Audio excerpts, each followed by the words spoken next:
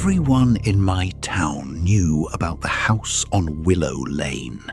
It sat at the end of a dead-end road behind a rusted iron gate that nobody remembered being opened. The trees around it were twisted and bare. Even in the middle of summer, birds never landed there. Dogs refused to walk past it. At night, people claimed they saw pale lights moving from room to room, as if someone was carrying a lantern through the darkness. Most people treated the stories like local legends. I didn't. Because I went inside. My best friend never came back out. I was 16 when Daniel convinced me to visit the house. Daniel loved proving people wrong. If someone said a place was haunted, he'd be the first person to spend the night there. Just an abandoned house, he said one Friday evening. We'll take some pictures, post them online, and finally end these stupid rumors.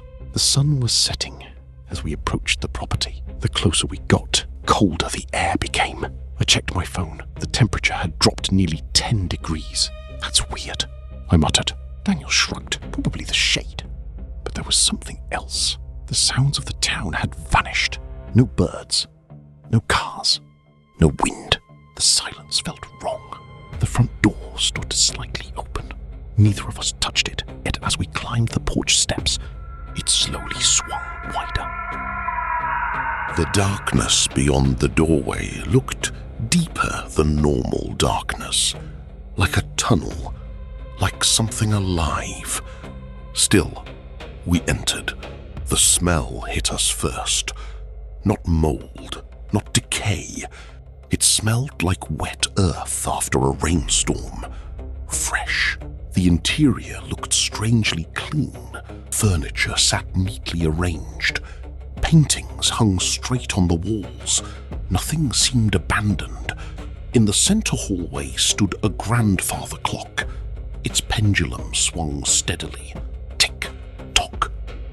Tick-tock. The problem was that the clock had no weights, no gears, and no mechanism inside. The glass door was open. It should not have been working, yet it continued ticking. Daniel started recording with his phone. Then his phone screen flickered. For half a second, I saw something reflected behind him. A face, pale, smiling, standing inches from his shoulder. I spun around. Nothing was there. When I looked back at the recording, the face was gone. Daniel hadn't even noticed. We moved deeper into the house. The dining room was filled with old photographs.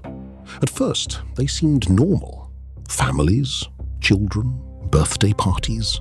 Then I noticed the same person appearing in every image. A tall figure standing somewhere in the background, sometimes outside a window, sometimes in a doorway, sometimes reflected in a mirror. The figure had no visible face, just darkness. I counted over 20 photographs. The figure appeared in every single one, watching, waiting.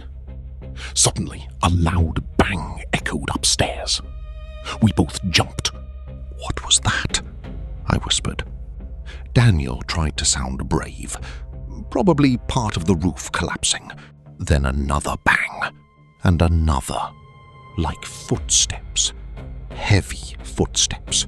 Walking across the ceiling directly above us. Slow. Deliberate. The sound traveled from one side of the house to the other, then stopped. We should have left. Instead, curiosity pushed us forward. We climbed the staircase. The second-floor hallway stretched ahead. 6 doors lined the walls. 5 stood open. 1 remained shut.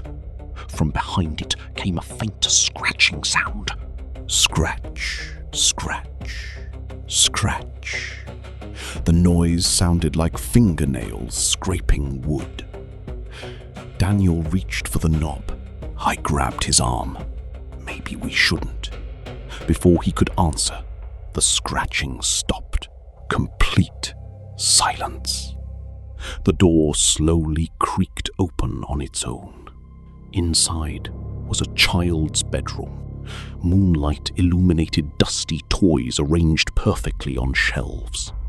A rocking horse gently moved back and forth. No wind, no reason, just movement. Back, forth, back, forth. I felt my stomach tighten. Then Daniel pointed at the wall. Names covered the wallpaper, hundreds of them. Some faded with age, others freshly carved. Names of people who had disappeared from our town over decades. We recognized several immediately. Then Daniel's face went white. At the bottom was a newly carved name. Daniel Carter. His name.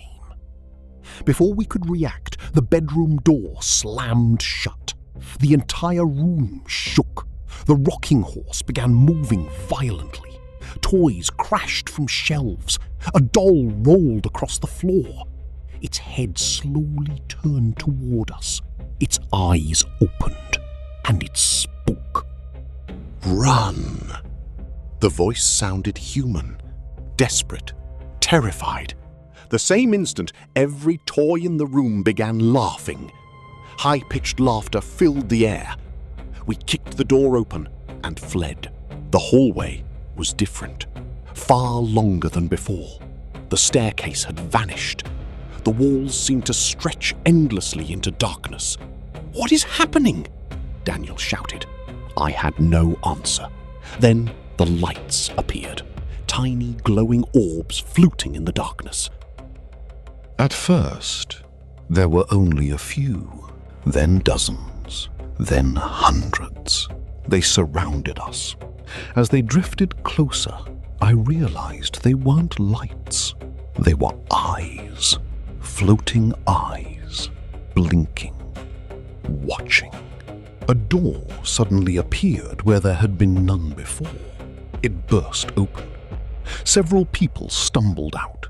At least, I thought they were people. Their bodies looked normal. Their faces did not. Their features were blurred, as though someone had smeared them with wet paint. They rushed toward us without making a sound. Daniel screamed. We ran. We turned a corner and entered a narrow hallway lined with mirrors. Every reflection moved a fraction of a second too late. I watched myself stop running, but my reflection continued moving. Then it smiled.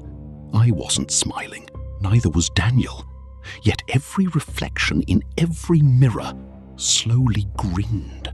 The smiles stretched wider and wider until their mouths split impossibly far. Cracks appeared in the glass.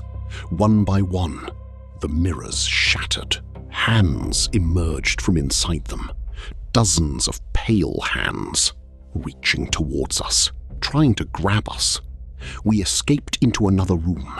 The door slammed behind us. For a moment, everything was silent. Then we heard breathing, heavy breathing, not ours.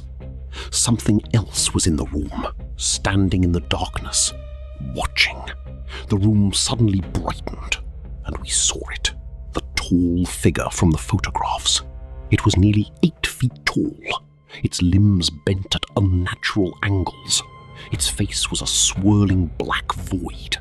Looking at it made my eyes hurt. The creature tilted its head. Then it pointed toward Daniel, only Daniel. The figure lunged. Daniel and I ran in opposite directions. I don't know why. Panic took over. I heard him shouting somewhere behind me. Then came a terrible scream. A scream filled with pure terror. The sound echoed through the house, then stopped abruptly, as if someone had cut it off. I searched desperately. Room after room, hallway after hallway, but Daniel was gone. The house seemed endless now. Doors appeared and disappeared. Windows showed impossible scenes. One window revealed a dark ocean. Another showed a snowy forest. A third showed my own bedroom. I saw myself sleeping. I nearly lost my mind. Eventually, I found a staircase. I raced down it. The front door stood open below. Moonlight streamed inside. I ran toward it. Just before crossing the threshold, I looked back. The tall figure stood at the end of the hallway, motionless, watching. Beside it stood dozens of shadowy silhouettes, people, children, adults, all staring silently. Among them was Daniel. His eyes were wide with terror. He raised a trembling hand toward me, as if begging for help. Then the front door slammed shut between us. I woke up outside on the lawn at sunrise. The police searched the house later that day. They found nothing unusual. No endless hallways, no strange creatures, no Daniel. Just an abandoned building. The official conclusion was that Daniel had run away. Nobody believed my story. 10 years passed. I moved away, tried to forget, tried to live a normal life.